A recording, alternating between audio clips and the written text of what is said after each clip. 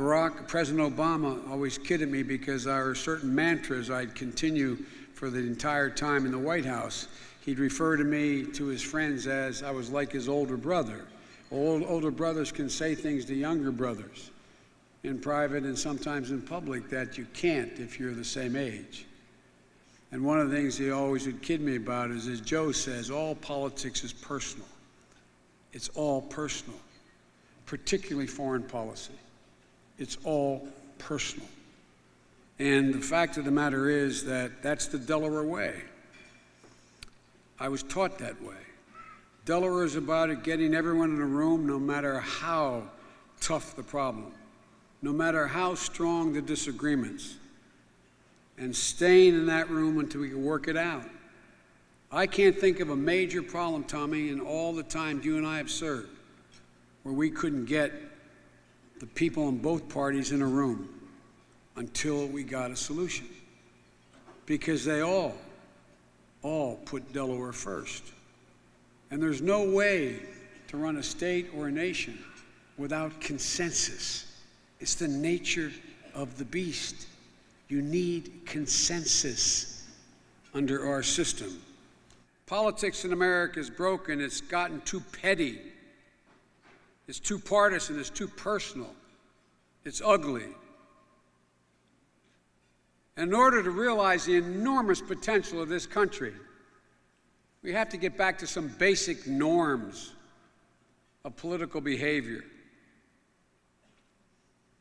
We have to return and be guided by the politics that were so long guided both political parties, not that we didn't have bitter fights. The first was when my friend John McCain said we have to get rid of these two new isms that have popped up in America, not shared by the vast majority of Democrats or Republicans. One is what John McCain called half-baked, spurious nationalism that seeks to close our nation's gates against the challenges of a rapidly changing world and blame our troubles, whatever they are, on the other. It's always the other that is the reason why I don't have a job. The other is the reason why we have a problem. It's been the tool of charlatans throughout history.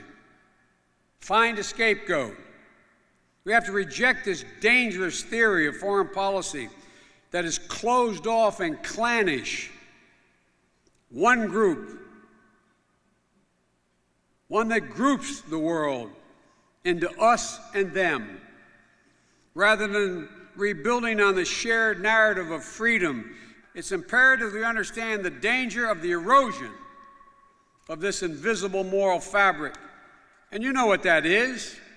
It's basic fundamental concepts of decency, honesty, dignity, respect, giving hate no harbor, leaving no one behind, understanding as Americans we're part of something much bigger. America has been an idea.